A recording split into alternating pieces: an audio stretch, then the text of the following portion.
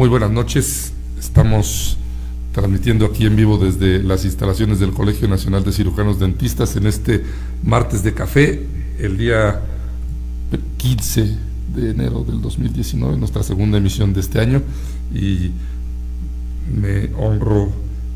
tengo el honor de compartir la mesa con la doctora Nayeli Cordero. Nayeli, muy buenas noches. Buenas noches, doctor Copín, es un gusto para mí acompañarlo en esta emisión del martes de café del Colegio Nacional de Cirujanos Dentistas. Sí, y platicábamos que la semana pasada el doctor Ricardo Rey había comentado que íbamos a cambiar un poquito el formato del programa a partir de esta emisión, que va a ser un formato de 1 hora y en la cual pues vamos a tratar de hacer la rutina que seguimos de las noticias, platicar un poquito de las noticias que tenemos, algo de música y algunos invitados de alto nivel, de alta jerarquía, que sean expertos en los temas que vamos a tocar, ¿verdad, Nayeli? Así es, y pues el doctor Copín hoy abre este nuevo ciclo de programas del martes de café. Ya van a ver de qué nivel nuestro invitado especial, y pues arrancamos con esta nueva programación, doctor. Sí, muy bien, pues comenzamos y van a ver qué buen programa vamos a tener el día de hoy. Me platicaba Fanny que ha levantado muchas expectativas nuestro invitado, que nos va a hablar de 2 temas, porque él trae preparado un tema, nosotros lo embarcamos con uno, pero él trae otro tema muy preparado, y lo vamos a hilar, porque los dos, política, social y económicamente, tienen mucha interrelación.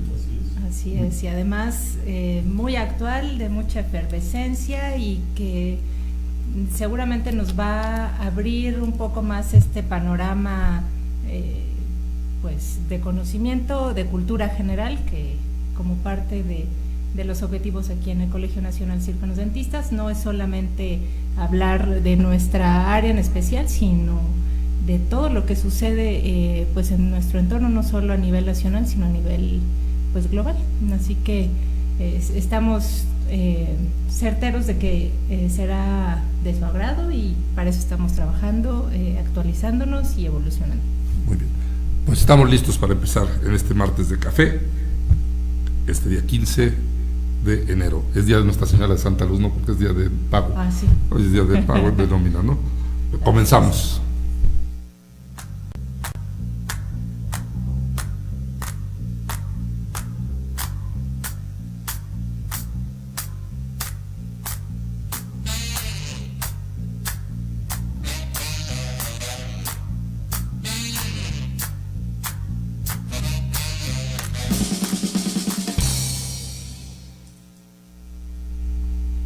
Pues después de esta cortinilla de entrada, pues nos seguimos.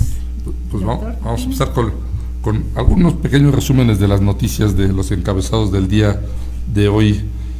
Ahí viene otra caravana de migrantes a México. A México, sí, continúa este tema que también es un tema pues de política, de economía, que pues ha impactado a nuestro país, y que bueno, como parte de estas noticias relevantes, como siempre lo comentan en los encabezados, pues son importantes pues para conocerlas, ¿no? Sí, es importante porque finalmente impacta en nuestra economía, impacta en nuestra percepción de las cosas. Ya ves, esta primera caravana atravesó, yo no sé cómo hicieron para atravesar todo el país, entre a pie y entre que les dieron aventones y todo, ¿no? Sí, la gente en México muy solidaria, pero al llegar a Tijuana se enfrentaron con 2 problemas, ¿no? Con la gente propiamente en Tijuana, y con que verdaderamente no van a poder pasar a Estados Unidos, ¿no? Yo creo que sí tendría que haber alguna medida para hacerlos entender que yo sé que van huyendo de la pobreza, que van huyendo del crimen, que van huyendo de todas las necesidades que tienen, pero también es cierto que pues necesitamos ayudarnos primero a nosotros, que están ayudando al vecino necesitado, ¿no?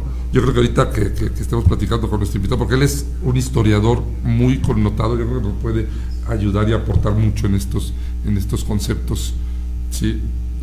¿Qué le parece todo esto de la migración estas personas que están viniendo de Centroamérica para acá a México? Bueno, que el gobierno mexicano debió ser más estricto en cuanto a esta migración, porque propiamente es un éxodo de varios países, principalmente hondureños y salvadoreños. Pero aquí el problema es que va a tener un efecto multiplicador, porque evidentemente no van a pasar a la Unión Americana. Ya ocurrió con un grupo muy numeroso de haitianos y de africanos también, que quedaron en Tijuana, después se dispersan en otros estados hasta llegar a la Ciudad de México. Y si bien es cierto que aquí también tenemos ya un cúmulo de problemas vigentes, que cada día son más drásticos, y con esto pues se complica y se aumenta a la vez. Sí, sí, desde luego. Pues a ver cómo nos va con este nuevo bloque, ¿no?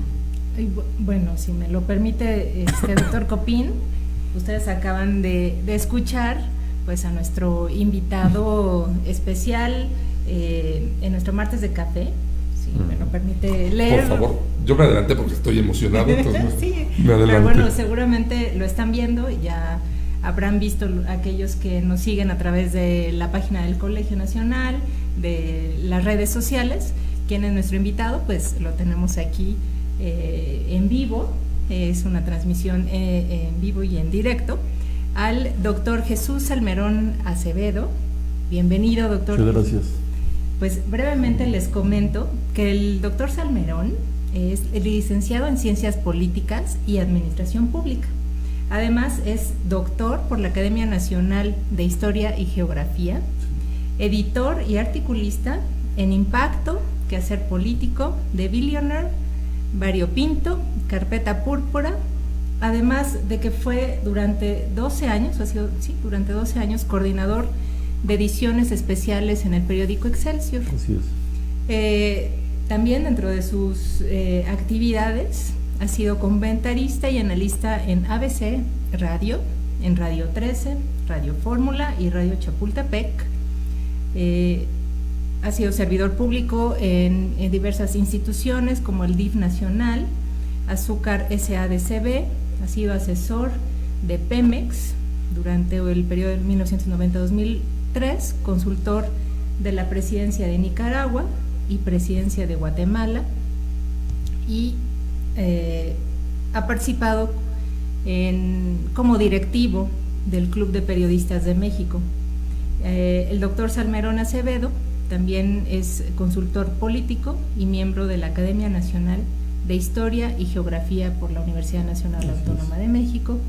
Así que bueno, esta es una breve semblanza del doctor Salmerón Acevedo, que nos complace que nos acompañe el día de hoy, doctor. Y pues sí, yo estoy muy contenta. Sí, pues bienvenido, doctor. Gracias por la invitación y gracias por estar aquí con nosotros. Me siento honrado por esta invitación que me han conferido, y ciertamente el tema que va en dos líneas para este programa tiene vigencia.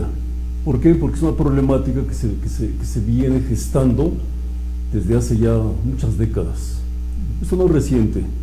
Sin embargo, la propia confusión que ha generado, por un lado, también un sector amplio de la población descontento, pero otro sector, hay que decirlo, también a favor de estas medidas, de este nuevo régimen que tiene pues apenas un mes, 15 días que se inició. Sí es el momento propicio de poder estar en este foro para tratar de esclarecer a nuestra audiencia los puntos fundamentales de esta problemática.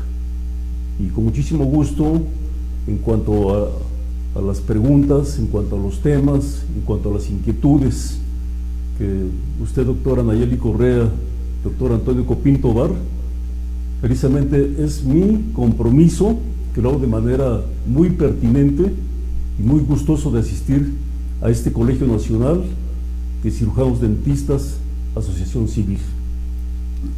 Pues que sin querer, qué bonita presentación nos salió, ¿verdad? La verdad es que muchas gracias. Muy bien. Pues ahorita continuamos con el doctor, con su participación, que es lo más importante del programa de hoy, ¿no? Así es. Y la presencia de Nayeli. Ay, no, sí. Aquí, la siguiente noticia que tenemos, Nayeli. Pues también es un tema, de gran trascendencia e impacto, que por austeridad la UNAM limita plazas y gastos. Este es un tema, pues por esta parte presupuestal. De hecho, leía, me parece que el día de antier, que el señor rector había devuelto 20,000 pesos de su sueldo para estar acorde con pues todas estas nuevas disposiciones del señor presidente de la República. Y pues yo creo que también es un tema que se debe de analizar y de, no solo conocer, analizar, porque va a ser un impacto. La educación es la base, ¿no?, de una sociedad, y el que la UNAM limite plazas por este recorte presupuestal, pues va a estar muy interesante. Sí, porque sí creo que en la universidad hay plazas necesarias y hay plazas no tan necesarias, sobre todo de confianza, ¿no? Hay muchos empleos de confianza, algunos que sí son necesarios, algunos que no son tan necesarios, como decíamos, ¿no? Hay muchas plazas docentes yo estaba viendo ahora que estuve en la facultad en el evento de patología, en la reunión de patología del Censo Nacional de Lesiones Bucales. Estaba viendo los horarios y me llamó mucho la atención la materia que al ser anestesia, que era la que daba yo allí en la facultad, que ahora se llama control del dolor. Así es. Que es una materia semestral. Veía yo 3 docentes por materia, 3 docentes por grupo. Así es. Yo a veces termino el programa yo solito en el semestre, en vez de en 16 semanas, lo termino en 14, 13, 15 semanas. Entonces no concibo cómo tantas personas pueden dar un mismo tema en un mismo grupo, ¿no? O sea, a lo mejor en diferentes grupos, pues sí, necesariamente, ¿no? Pero tantas personas se me hacen... Hay asignaturas en las que sí, ¿no? Pero en esta asignatura en particular, a mí se me hace que está un poquito así inflada la nómina de docentes, ¿no? Pero habría que ver si van a hacer los recortes, que los recortes sean justos, ¿no? Así es. Porque de repente hay gente muy valiosa que está trabajando y que por el cambio, por lo que sea, les limitan la posibilidad de seguir aportando todo lo bueno que pueden aportar a la institución, ¿no? Yo espero que haya una supervisión y una guía precisa para evitar malas cosas, ¿no? Mala aplicación de los recortes, ¿no? Así es, sí, en el caso que comenta el doctor Copín, pues sí hay, con este cambio del plan de estudios por competencias, y que algunas materias se juntan y se convierten en módulos, como que por esa razón se unen varios profesores como para dar de manera integral ya no solo una materia. Pero es algo un poco complejo el poderlo, pues yo creo que llevar a cabo, ¿no? El varios profesores converger en un solo módulo. Sí, porque a mí se me haría muy, muy atractivo que el módulo, no sé cómo se llaman las materias porque no estoy muy enterado, bueno, sí lo conozco el plan, pero no me acuerdo la manera de la materia, pero entiendo que sea una materia como especie de integración biomédicas, ¿no? Exacto. Donde se integra fisiología, microbiología, patología, por poner otro ejemplo. Y los docentes, en vez de integrarlas verdaderamente, lo que creo que están haciendo es, pues, como alumno, ¿no? Se reparten el tema y tú de este día para este día das tu tema. Entonces no hay una integración adecuada. Pero bueno, en ese tipo de materias sí, pero a mí me sigue doliendo un poquito la de la de anestesia. Porque sí se me hacen muchos maestros, porque sí es una materia que puede dar, pero esta efectivamente, ¿no? Las integraciones de materias básicas, sí tiene que haber un experto en cada una de las áreas, ¿no? Pero bueno, pues vamos a ver, ojalá llegue a buen término este recorte y no afecten sobre todo a personas trabajadoras, ¿no? Que eso es lo más importante, ¿no?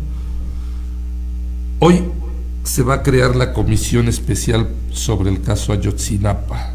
¿Cómo le han dado vueltas y vueltas y vueltas al caso Ayotzinapa, ¿no? Es un tema que conozco. Sí.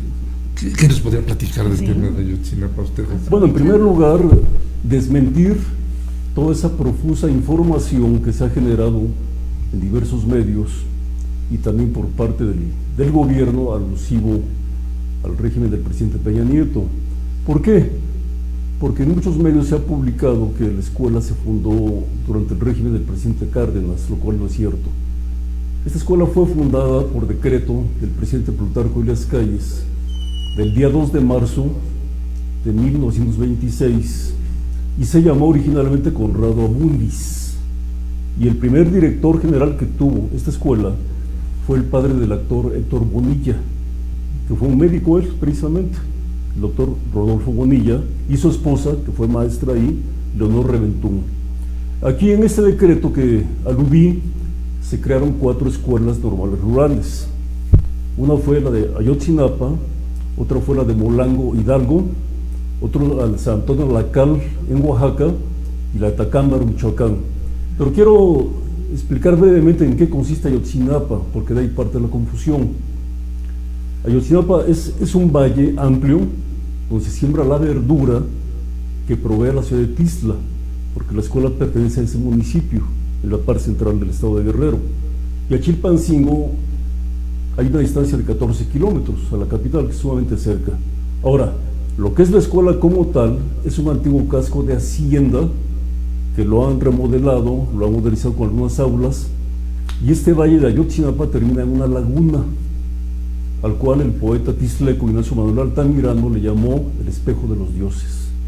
Ahora bien, pues este problema que surge en Iguala el día 26 de septiembre del año 2014 se ha prestado a muchas conjeturas, a muchas mentiras, a muchas confusiones, porque aquí también hay personajes que han aludido solamente por apodo, como es el patrón de Gutzuco, pero dentro de esa verdad histórica al cual aludió el procurador de ese régimen, Jesús Murillo Caram, no es cierto que en el basurero de Cocula se hayan quemado estos cuerpos.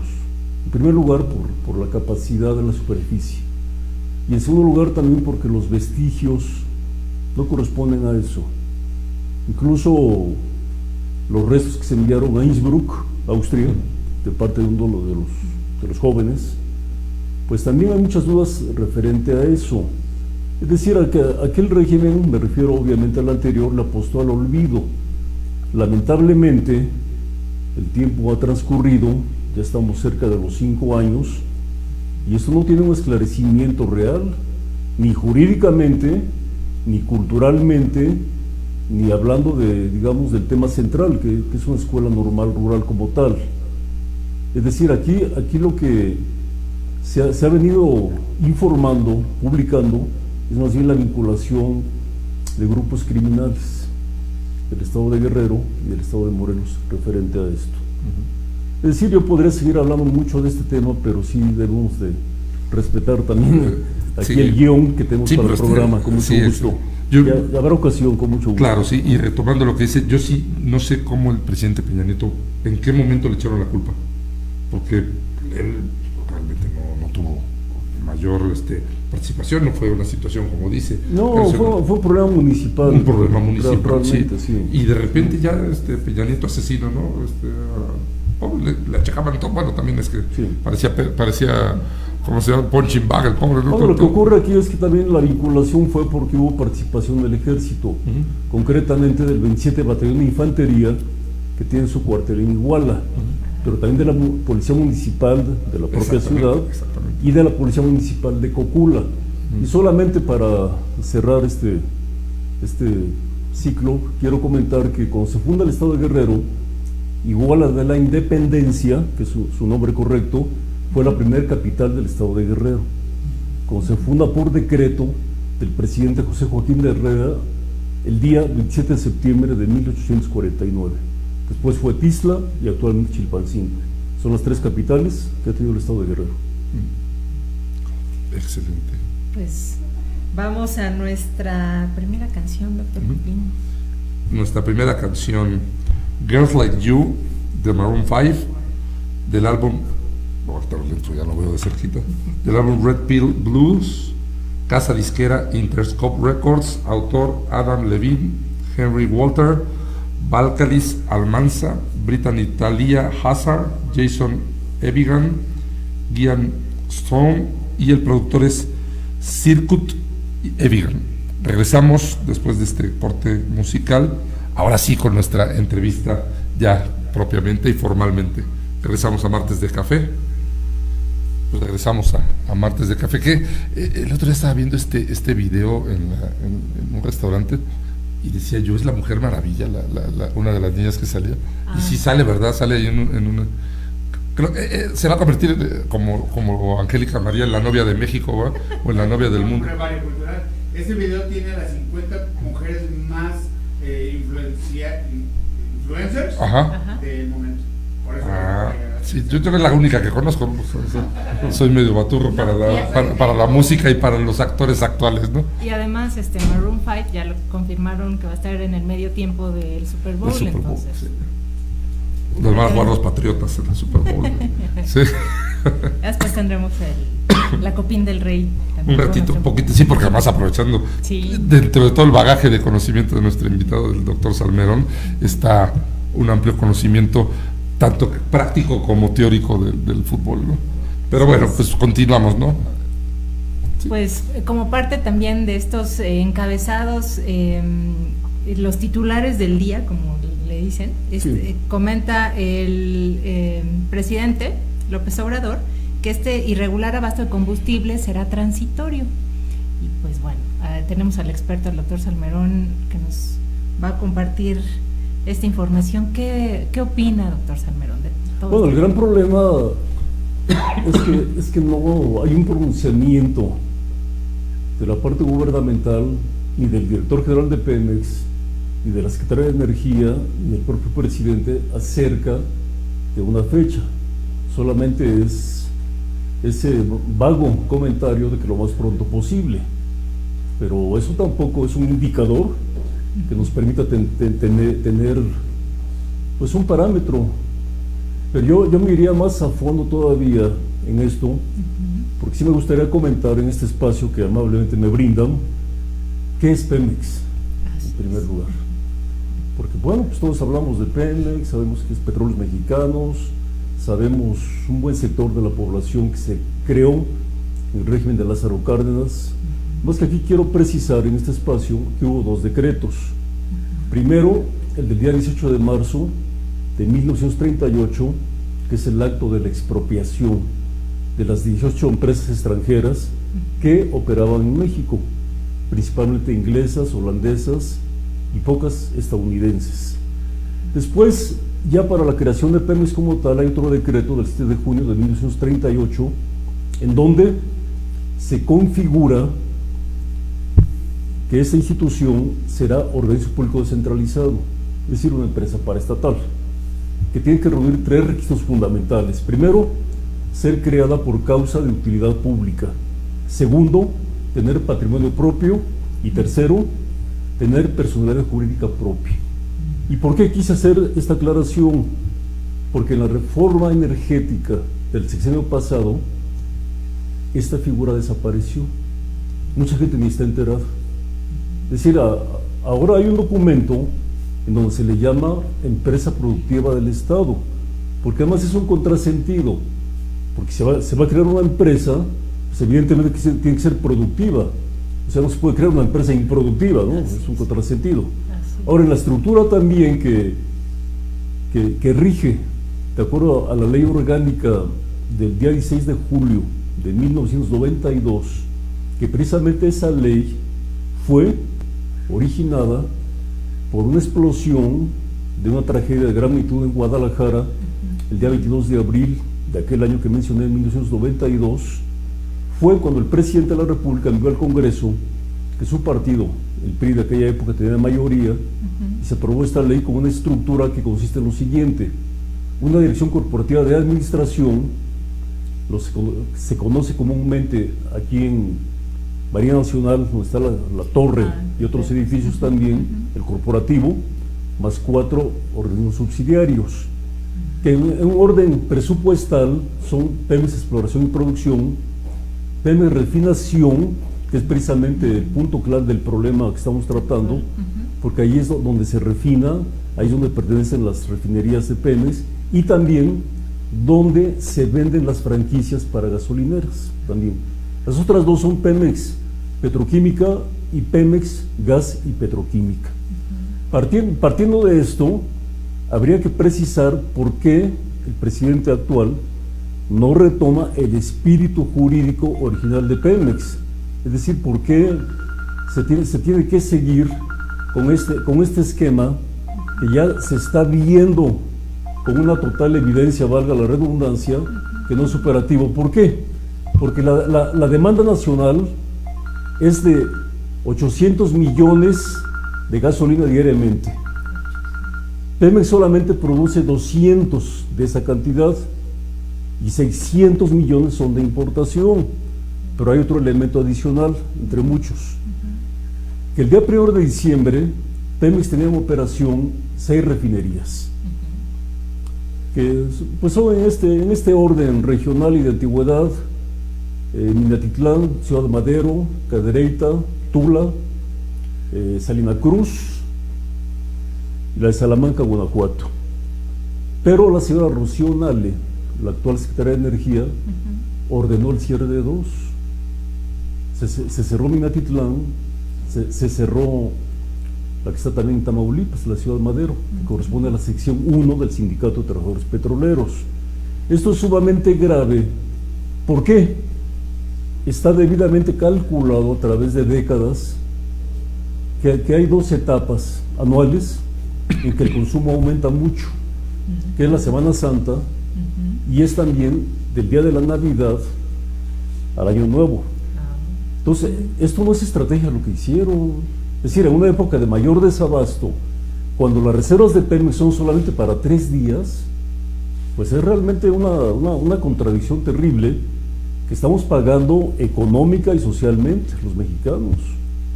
¿Por qué? Porque además también el hecho de cerrar los ductos para pues una lucha, por llamarle así, contra el huachicol, que no es más que el robo de combustible, que por cierto esto parte de décadas, no es reciente. ¿Qué ocurre?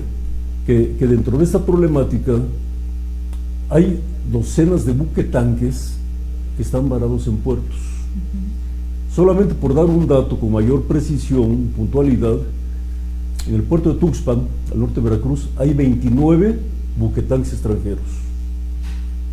Pero el problema es si estamos también, como se dice en este modelo gubernamental de austeridad republicana, pues resulta que el costo por día de cada buquetanque es de $50,000. Y eso estoy solamente hablando de Tuxpan, repito. Pero aparte hay más buquetanques en La Paz, Baja California, en Manzanillo, en Salina Cruz, en Altamira, en Coatzacoalcos. Estamos hablando de una dimensión que abarca más de 100 buquetanques varados. Ahora, la solución no son las pipas, que es el abastecimiento al cual se recurrió, porque la flota de Pemex abarca solamente 1,800 pipas. Entonces se ha tenido ya que contratar con el sector privado, donde hay también un choque de intereses de ciertos funcionarios con los concesionarios de estas pipas, en donde el abasto resulta mucho más lento y de mayor riesgo también. Claro. Ahora bien, la propia secretaria que ya mencioné, Rocío Nale de Energía, durante sus primeros días al frente de dicha dependencia, canceló los contratos que se tenían con proveedores extranjeros. El éxito del modelo estadounidense radica en que los estados de Texas y de Montana tienen pequeñas refinerías que son incluso rodantes. Y eso es lo que pudo haber paliado este problema de manera rápida, de manera tajante, para evitar lo que está ocurriendo día con día, que se sigue prolongando sin saber, como dice el doctor Copín, que hasta qué fecha se va a normalizar esto, porque además la inflación es galopante. La inflación, la pérdida de los comercios, de la central de abasto, donde millones de toneladas de fruta, de comestibles se están echando a perder día con día. Pero aparte yo tengo comunicación permanente con informantes de Michoacán, por ejemplo, del Bajío, porque ahí hay una refinería que es Salamanca precisamente. Ahora, lo que pasa en la Ciudad de también es que es muy escasa la proporción de lo que aquí se surte cotidianamente. No estoy hablando de estos días. ¿Por qué? Porque son solamente 3 terminales de abastecimiento. Una que está ubicada en Lomas de Tarango, otra que está ubicada en la calle de Añil, cerca del Palacio de los Deportes, y la tercera que está en la antigua refinería de Azcapotzalco, que se cerró el 18 de marzo.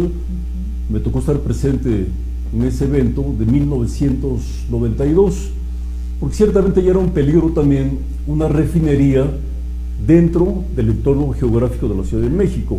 Esa medida fue adecuada, fue oportuna, fue pertinente.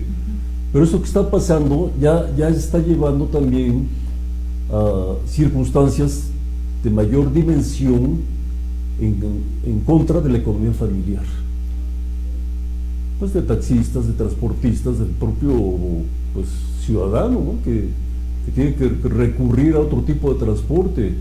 Las pérdidas que está originando son cuantiosas, pero además hay otro factor también. Se habla mucho de bandas de huachicoleros, de criminales, pero tampoco se ha presentado a ningún grupo delictivo. Y hay otro problema que le podemos agregar a esto. La autoridad está en este momento, me refiero obviamente a la autoridad federal, en este momento en que no tenemos ni procuraduría ni tenemos fiscalía. Hay un encargado de despacho, que es el Liceo Jerez Manero, Así es. pero su encargado tampoco tiene la facultad para las averiguaciones previas, para las indagaciones, para formular todos los expedientes correspondientes. Entonces, esto evidentemente que si se quiere como propósito, insisto, atacar esta fuga de ductos, pero por otro lado también crear un problema mayor. Yo pondré un ejemplo trivial, pero finalmente ejemplo, es como si yo, gobernante, quiero abatir el asalto a otro ausente y les digo, pues no salgan de sus casas. Pues sí lo voy a disminuir, pero ¿a qué costo, verdad? Sí, ¿A costo de estar encerrado? Pues tampoco es la solución eso, no es la solución. Esto debió diseñarse con una estrategia realmente medida y además tomando en cuenta los mercados de capital. El día que el licenciado López Obrador, a un presidente electo el mes de octubre, nombró al ingeniero agrónomo Octavio Romera Oropesa como director general de Pemex, ese día los mercados de Nueva York le provocaron una pérdida a Pemex de $500 millones por el puro nombramiento. ¿Por qué? Porque este gabinete lamentablemente no está adiestrado, no tiene la experiencia para jugar en los mercados de capital, los mercados de Londres. No tienen idea, por ejemplo, en dónde se fija el precio del petróleo, que es el mercado libre de Rotterdam en Holanda. Ahí es donde está realmente la gran oferta y la gran demanda, en Rotterdam. Pero eso deberían esclarecerlo ellos también. La población tampoco tiene la obligación de saber esto. Pues no, digo, el ciudadano promedio, bueno, pues sabe lo que ve en la pantalla, lo que escucha en la radio, lo que lee en una página de periódico o revista. Pero este problema tiene muchas aristas y las consecuencias las estamos pagando realmente a un costo muy elevado como ciudadanos. Así es, y bueno, lo que dice el presidente, bueno, que tengamos paciencia, que va a ser temporal, que dice que hay resistencia, que son traviesos, Sí. personas traviesas, ¿no? Que están haciendo esta situación, y que bueno, él no se va a echar para atrás, ¿no? Pues sí, Así pero que, también ¿bajo aquí, qué costo? pero aquí entre otros grandes problemas que atañen a esta industria y concretamente a la institución que es Pemex, porque el sector energético se configura con la Secretaría de Energía que coordina el sector, y son dos grandes empresas paraestatales, Pemex por un lado y la Comisión Federal de Electricidad por otro lado. En la CFE en este problema no tiene ninguna injerencia. Y anteriormente tuve también la experiencia de colaborar en el SME, cuando el presidente Calderón, mediante el decreto del 10 de octubre del año 2009, extinguió la empresa, que ahora ya por cierto va a generar energía asociada con una empresa portuguesa. Pero para no desviarme del tema, quiero comentar que la deuda actual de Pemex es de $100,000 millones. De esa cantidad, Este 2019 se tiene que abonar 5.600 millones de dólares. Pero con el grupo que envió el director general de Pemex a Wall Street la semana antepasada, que para empezar no saben hablar inglés, no saben explicar tampoco técnicamente, no saben explicar de manera financiera este problema, pues ¿qué hicieron estos magnates norteamericanos? Le aplicaron medio punto a la deuda de Pemex. Pues que es una cantidad impresionante, ¿eh? ¿Y quién la va a asumir? ¿Quién la va a pagar? Pues nosotros, de impuestos, por la vía fiscal. Porque Pemex realmente con todo lo que se ha hecho en esta empresa paraestatal, por supuesto que opera con números rojos. Y no es de esta fecha, ¿eh? Este desmantelamiento, voy a dar dos datos solamente, empezó con el régimen del presidente Miguel de la Madrid, cuando, mediante un decreto, él dividió la petroquímica. La dividió en petroquímica básica y petroquímica secundaria. En cualquier país, Arabia, Kuwait, no sé, Rusia, por citar algunos, Ucrania, que tiene industria petrolera, la petroquímica no se divide, porque precisamente en este ramo está el valor agregado. De la petroquímica se derivan más de 30,000 productos. Y en nuestro país todavía hasta hace 10 años promedio había 61 plantas y 11 complejos petroquímicos, 4 de los cuales abastecían el 80% de productos para América Latina, incluyendo el amoníaco, por citar un caso, el fertilizante para la agricultura, que son los complejos de Morelos, Pajaritos, Cozoleacaque y Cangrejera. Pero esos complejos ahora están ya en manos de capital privado, por esta división que aludí hace un momento, sí. Pero ahí realmente está el valor agregado, repito, para una empresa que pretende utilidades. Ahora bien, México erróneamente vendió crudo durante mucho tiempo, pero ahora también lo estamos importando, por una razón muy simple, que es un recurso no renovable. Se exportaba, lo devolvía en forma de gasolinas, y tenemos ese gran problema que los ductos están cerrados. Y vuelvo al tema también de los buquetanques varados, porque además no es la misma ingeniería que existe en las refinerías, como ya lo dije antes, que hay 4 en operación, para surtir a pipas que para surtir a ductos. Son muy diferentes los diseños de ingeniería para ese tipo de transporte, para ese tipo de abastecimiento. Entonces, ¿cómo van a descargar estos buquetanques si las válvulas están cerradas? Claro. Insisto, además, si estamos en austeridad republicana y pagar $50,000 por cada buquetanque, pues se me hace una contradicción, evidentemente. Y la renta de camiones para la distribución. Sí, por supuesto. Sí, porque aquí también podemos dividirlo en dos ramas. La concesión que tiene el sindicato de Trabajadores Petroleros de la República Mexicana, que una de las plazas más cotizadas es la de chofer de pipa. Y ahorita obviamente pues hay hasta 3 turnos al día, por supuesto, ¿no? Y la otra parte también pues es la que corresponde a los empresarios privados, en donde está la esposa del ingeniero Jiménez Espriu, el actual secretario de Comunicaciones y Obras Públicas, que a su vez ella fue hija de un director general de Pemex. Entonces, si no estamos hablando de nepotismo y de choque de intereses, ¿de qué estamos hablando, no? El padre de ella fue don Pascual Gutiérrez Roldán, que fue director general de Pemex en el régimen del presidente Adolfo López Mateos. Entonces, todo esto sí es muy pertinente y además urgente, sobre todo, que la propia presidencia de la República informe, pero ya sin esos refranes, que informe de una manera seria. Es decir, la situación económica, la situación técnica, la situación comercial, la situación industrial, porque todo es una gama que confluye en una problemática que día con día aumenta mayormente.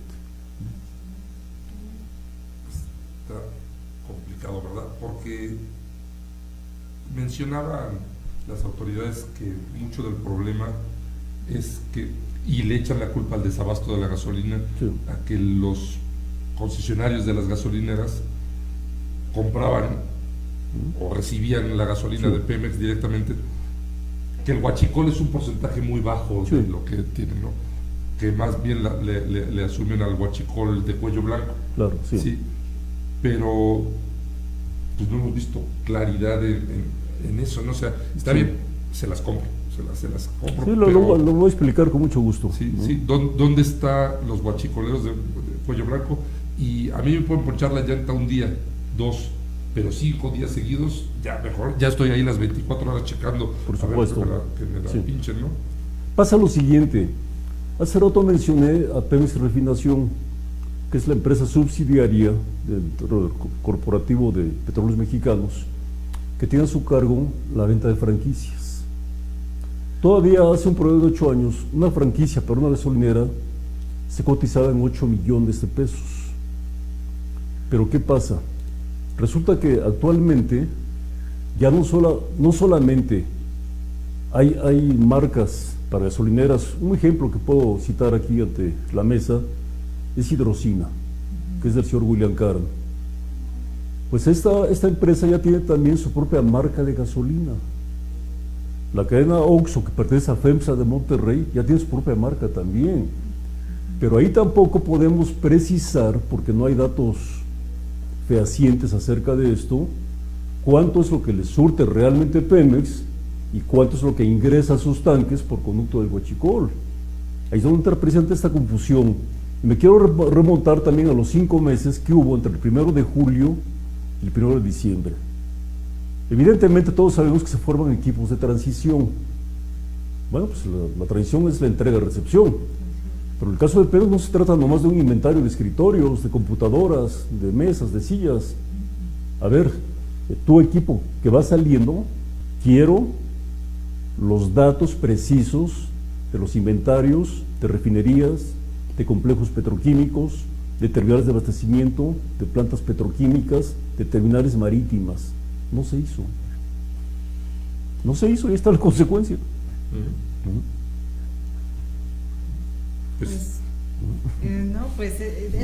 Este tema nos puede dar para no solo este programa, sino Sí, sí, para doctora. uno más que seguramente. No, yo encantado puedo venir nuevamente. ¿eh?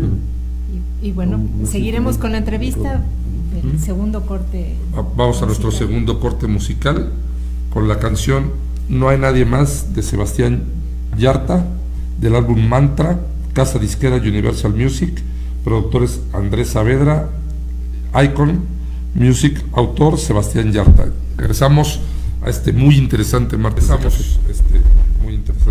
café con nuestro invitado el doctor Salmerón y platicamos ahorita fuera de aire de algo pues, que pudiera ser un mensaje delicado, ¿no?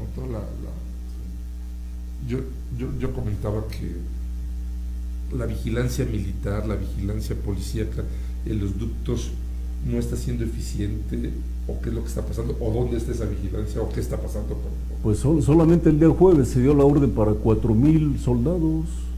Es una cantidad enorme para los ductos. Pero además hay otro factor, que también Pemex tiene una subdirección de seguridad.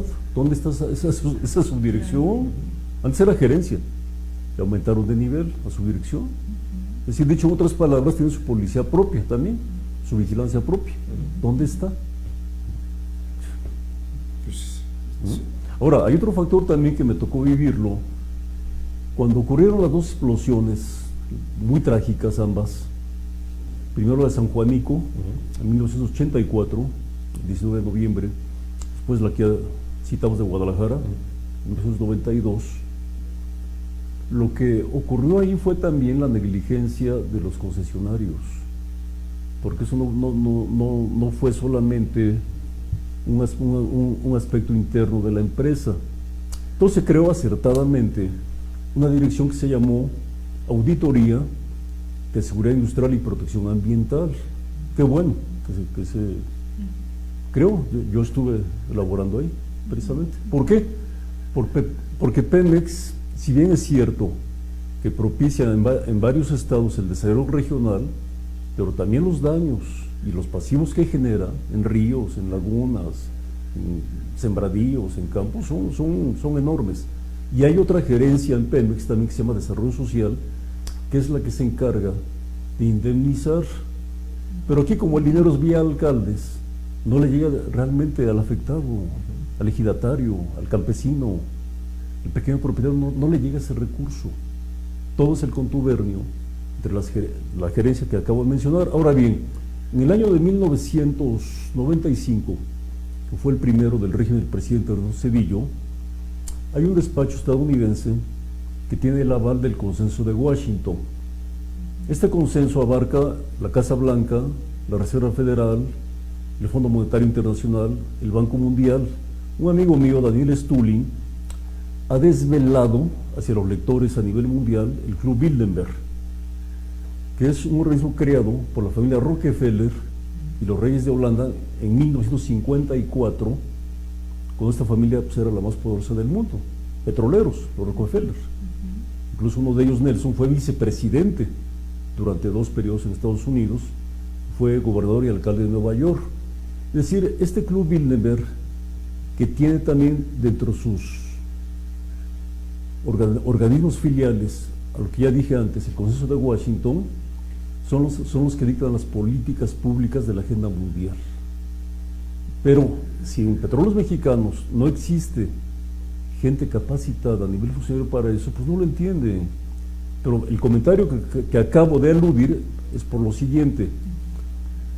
Cuando se crea lo que ya dije también, Seguridad Industrial y Protección Ambiental, resulta que hay un despacho, como lo dije antes, avalado por el Consenso de Washington, que es McKinsey. Aparentemente son auditores, pero también hay abogados y hay otro tipo de profesiones que integran. Es un despacho multinacional. Entonces, en una auditoría que se le hizo a Pemex cuando era el director, el licenciado Adrián Layú, ellos dictaminaron que debería desaparecer esta gerencia. ¿Por qué? Porque no era conveniente para los intereses petroleros de los norteamericanos y la desaparecieron de la estructura de Pemex. Entonces, de alto riesgo eso. ¿Por qué? Porque no es solamente en los ductos, en las refinerías.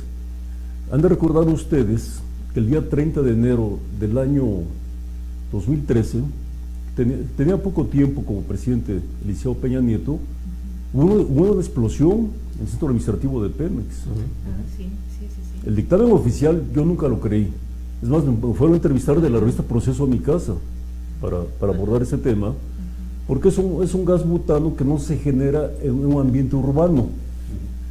Esto se genera en pantanos, se genera en el campo, vamos, cerca de instalaciones, ahí sí, pero no un entorno urbano, donde está la colonia Verónica Ansúrez, donde está la colonia Anáhuac, porque debo decir también que el centro administrativo Pemex, que abarca una manzana completa, se llama Colonia Huasteca, esa manzana, en honor de la antigua compañía extranjera, la Huasteca Petroleum Company. Pero entonces, al no existir ya dentro de la institución un marco normativo para la vigilancia de la seguridad y la ecología, que es lo que ya aludí antes, pues entonces estamos también sumamente desprotegidos en esto, muy vulnerables, dicho en otras palabras. Y todo esto que he explicado en esta noche, muy afortunada para mí, como ustedes, debo decir también que se va concatenando, porque no es cierto, como dice el régimen actual, que es de 3 sexenios para atrás. Esto tiene ya vamos, no sexenios, tiene décadas de este problema. Que socialmente, insisto, no se diseñó una estrategia, porque una cosa es una estrategia equivocada que puede tener remedio, y otra cosa también es el hecho de que estén al frente personas que desconozcan absolutamente. Yo voy a poner un ejemplo aquí rápidamente, también voy a ser muy breve en esto. Dentro de las diferentes entrevistas que tuvo la señora Rocío Nale en el primer mes de este régimen, que fue en diciembre, una de ellas fue con la escritora y dramaturga Sabina Berman, una mujer inteligente, preparada, culta, pero una pregunta y una respuesta que me dejó inquieto acerca de la ignorancia de la persona, de la secretaria, Nale. Ella nació en Zacatecas, estudió en Zacatecas, en una edad adulta llegó a Coatzacoalcos, como una empleada, como hay muchos, sin ningún cargo relevante. Me refiero a cargo relevante no por el nivel, sino me refiero también a la parte operativa. Ella llega como empleada, se casa con otro empleado de Pemex. Tú le preguntas a Sabina, oye, tú que vienes de Zacatecas, de un ambiente muy distinto, tanto ecológicamente, geográficamente, y llegas a Coatzacoalcos y ves ese cielo rojo al atardecer con la refinería, ¿qué sentiste? Pues contestó la secretaria de Energía, pues mucha emoción, estaba yo dentro de un ambiente nuevo, dentro de un ambiente propicio para mis aspiraciones, para mis propósitos energéticos. Pero hay un detalle, que Coatzacoalcos no tiene refinería. Imagínense ustedes, no tienen. Una pregunta capciosa. No, pues era para que ella precisara, Sí, claro. para que ella precisara, es que no existe ahí, ahí en Minatitlán, eso es otra ciudad. Así está este panorama del gabinete. Híjole, pues, bastante. Sí, nos deja mucho para pensar Bueno, pues, toda esta situación. yo como- Porque, Si ustedes determinan, yo sí, con no, mucho de gusto. verdad, porque además en otra el ocasión. doctor, déjenme les platico que habíamos planteado dos temas. Quiero aprovechar para agradecerle a un buen amigo que yo al doctor Salmerón lo conozco hace algún tiempo, Sí, pero así un es. buen amigo me dio la idea de invitarlo, que es su sobrino, que es un viejo conocido del Colegio Nacional, el doctor Abraham Rodríguez Salmerón, Así es. y buen amigo personal, que nos hizo el enlace para poder invitar. Gracias a Abraham, está aquí con nosotros en la cabina, acompañándonos. Abraham estuvo con nosotros apoyándonos cuando las inundaciones en Villahermosa, después de las tormentas y que los desbordamientos de los ríos, nos estuvo ayudando a cargar el camión de víveres que mandamos a Villahermosa. Tenemos un colegio muy importante ahí en Tabasco que despacha. Ahí nosotros, Abraham, muchísimas gracias, y creo que quedan muchas cosas. Y además, Abraham me había planteado que el doctor Salmerón traía un tema que ha estado presentando. Va a aparecer aquí con nosotros en cuadro nuestro querido Abraham. Pásale Abraham, para que te recuerden y te conozcan los nuevos miembros del colegio. Buenas noches. Sí, Abraham, muchas gracias. Había planteado un tema también muy interesante, que creo que afortunadamente va a quedar para una próxima presentación, que es respecto a los accidentes aéreos en México. Sí, así Y es. muy a propósito de yo no sé si, yo no quiero pensar que se vaya a convertir en el sexenio de las ocurrencias, Sí. en el sexenio o en el milenio de las ocurrencias, ¿no? Si pretenden eternizarse y dar continuidad al régimen, ¿no? Pero una de las ocurrencias es la triangulación de aeropuertos. Es que es muy reciente, porque esto pasó apenas hace 3 semanas. Sí. Ayer se cumplió 3 semanas, fue el día 24 de diciembre. Pero además también las dudas que se generan, yo no quiero aventurarme porque el dictamen lo van a hacer en Canadá, dictamen técnico, pero sí también la campaña fue muy ríspida, fue muy áspera, del candidato de Morena, Barbosa, contra la señora que falleció, Marta Erika Alonso.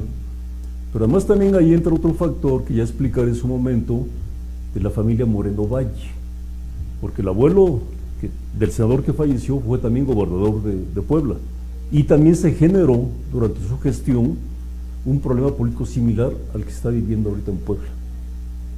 Este doctor tuvo la especialidad de ortopedia, fue egresado de la Escuela Médico Militar, fue senador por el estado de Puebla en el régimen de López Mateos y secretario de Salubridad y Asistencia Pública cuando empezó el régimen del presidente Díaz Ordaz. Es el abuelo paterno de Moreno Valle, pero con mucho gusto lo explicaré ampliamente con ustedes en otra emisión. Sí, porque la verdad es que merece todo el tiempo. Sí, pero además explicar de una manera muy sugerente para nuestra audiencia, desde el primer accidente que fue en los llanos de Balbuena, lo que es ahora la colonia de Jardín Balbuena, fue el primer campo de aviación de la Ciudad de México. Ahí falleció el primer embajador soviético que hubo en México, Konstantin Umansky. Esto fue el día 25 de enero de 1945, pero hay muchos más que aquí con mucho gusto vamos a comentar. Excelente. No, pues, y además el doctor Salmerón también tenemos entendido que es experto en el fútbol, un tema que le encanta al doctor Copín. Sí, soy cronista, así es. Sí, yo siempre me quedé con ese gusanito, o jugarlo o Sí. comentarlo. Sí. Entonces aquí aprovecho para comentar la final de la final que por cierto ganó el América.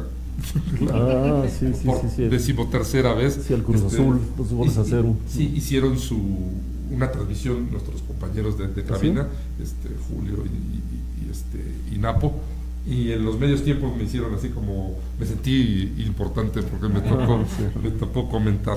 Pero creo que hay mucho de qué platicar y Por creo que es supuesto. un buen momento, ¿no?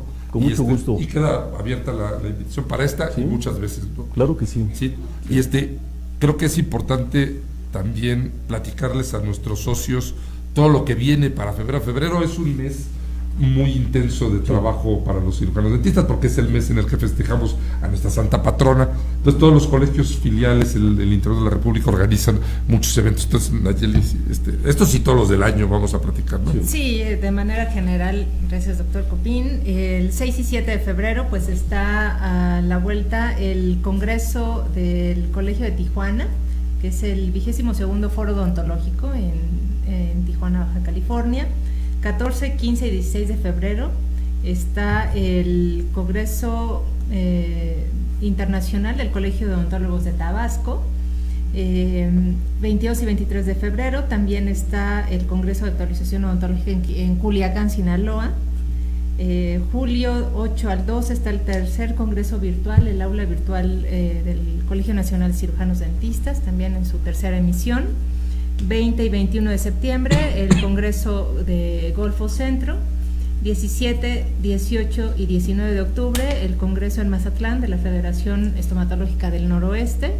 Y en noviembre 3, 4 y 5, el Congreso en Centro Médico de la Academia Mexicana de Ortodoncia, más, bueno, todas las actividades que se van sumando pues a través de las academias, el colegio y, bueno, obviamente aquí en Martes de Café. Estos son los congresos y actividades.